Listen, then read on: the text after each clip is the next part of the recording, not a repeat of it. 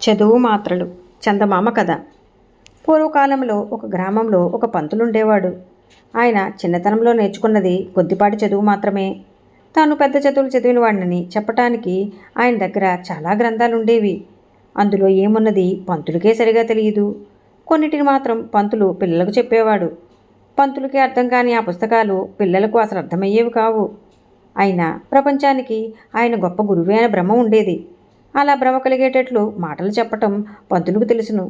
ఆ కారణం చేత చాలామంది విద్యార్థులు ఆయన వద్ద చదువుకుంటూ డబ్బు ముట్ట చెప్తూ ఉండేవారు. ఈ పంతుల వద్దకు రాముడు అనే కుర్రవాడు చదువుకోవడానికి వచ్చాడు. వాడు కుశాగ్ర బుద్ధి.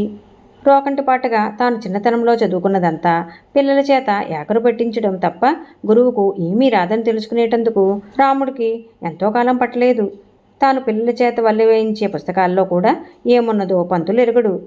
కుశాగ్రబుద్ధి కావడం చేత రాముడు ఆ పుస్తకాల నుంచే పంతులు చెప్పని విషయాలు అనేకం గ్రహించగలిగాడు. అందువల్ల వాడి విద్యాదాహం మరింతయింది. కానీ అది తీరాలంటే తాను ఏ కాశీ కన్నా వెళ్ళి గొప్ప పండితుల వద్ద శిష్యరికం చెయ్యాలి. అయితే అందుకు డబ్బు కావాలి. రాముడు పేదవాడు. కనీసం గురువుగారి వద్ద అటక మీద ఉన్న గ్రంథాలను తనను చదువుకోనిచ్చినా కొంత ఉపయోగంగా ఉండును. కానీ పంతులు వాటిని ఎవరికీ ఇయ్యడు. అవి చెదరపట్టుకోవాల్సిందే.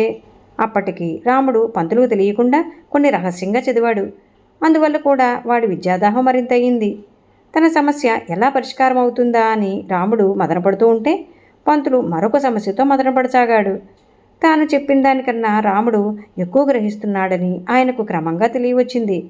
అందరి పిల్లల్లాగే వాడు కూడా తాను చెప్పిందంతా వల్లవేస్తున్నాడు. కానీ తనకు కానీ పిల్లలకి కానీ అర్థం కాని విషయాలన్నింటినో రాముడు గ్రహిస్తున్నాడు. ఇది చూసి పంతులకు కంపరం పుట్టింది. ఇందులో ఏదో రహస్యం ఉండాలి. రాముడు ఎక్కడెక్కడికి పోతాడో ఏమేమి చేస్తాడో ఆరా తీయమని ఆయన తన మిగతా శిష్యులతో రహస్యంగా చెప్పాడు. వాళ్ళు అలాగే చేశారు. ఆట విడుపు కాలంలో రాముడు సమీపంలోనే ఉన్న అడవిలోకి వెళ్ళి తాను చదువుకున్నదంతా వల్లే వేస్తూ చెట్ల కింద తిరిగేవాడు. మధ్యాహ్నం వేళ ఏ చెట్టు కిందనో కూర్చుని జొన్న రొట్టె తినేవాడు. దూరం నుంచి గమనించిన మిగతా శిష్యులు రాముడు అడవిలో చెట్ల కింద తిరుగుతూ ఏవో మంత్రాలు చదువుతాడని, మిట్ట మధ్యాహ్నం వేళ మూట కట్టి తెచ్చుకున్న ఏదో మందు మాత్రలు మింగుతాడని గురువుగారితో చెప్పారు. పరమమూఢుడైన పంతులు అందుకే వాడికి అంత తెలివితేటలు వచ్చాయి. వాడి రహస్యం ఏదో నేను తెలుసుకుంటాను అనుకున్నాడు. చీకటి పడే వేళకు రాముడు ఇంటికి రాగానే పంతులు వాణ్ణి గుంజకు కట్టేసి, నీకేవో మంత్రాలు వచ్చు, నీ దగ్గర ఏవో మందు మాత్రలున్నాయి, వాటి సహాయంతో నువ్వు నేను చెప్పిన దానికన్నా ఎక్కువ చదువుకుంటున్నావు.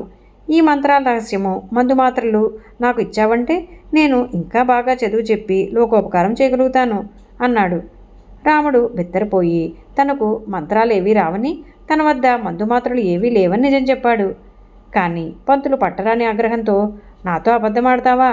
నువ్వు అడవిలో పచారులు చేస్తూ మంత్రాలు చదవటము, కోనేటి ఒడ్డున మిట్ట మధ్యాహ్నం వేళ కూర్చుని చదువు మాత్రలు మింగటము నాకు తెలియదనుకున్నావా?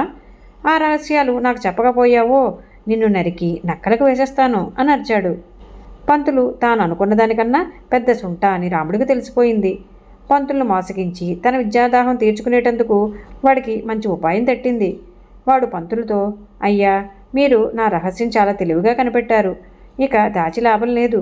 నాకు మంత్రాలు వచ్చిన మాట నిజమే, కానీ అవి చదువు మాత్రలు తయారు చేయటానికి మాత్రమే పనికి వస్తాయి. వాటిని నేను ఎవరికీ చెప్పరాదు. చెబితే తల పగిలి చచ్చిపోతాను. కానీ చదువు మాత్రలు చేసి ఎవరికైనా నేను ఇవ్వచ్చు. కొత్తవి తయారు చేయవలసి ఉంటుంది అన్నాడు. వెంటనే తయారు చేయి అన్నాడు పంతులు. అందుకు కనీసం 1 వారం పడుతుంది. 4 కాసుల బంగారం 3 రోజుల పాటు పుటం పెడుతూ మంత్రాలు చదవాలి. తర్వాత మనం చదవదలుచుకున్న గ్రంథాలన్నింటినీ భస్మం చేసి ఆ భస్మాన్ని బంగారంతో కలిపి మాత్రలు కట్టాలి.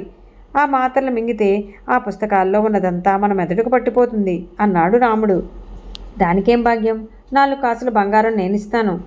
అటక మీద గ్రంథాలు చాలా ఉన్నాయి. వాటినన్నింటినీ ఉపయోగించి చదువు మాత్రలు కట్టు అన్నాడు పంతులు.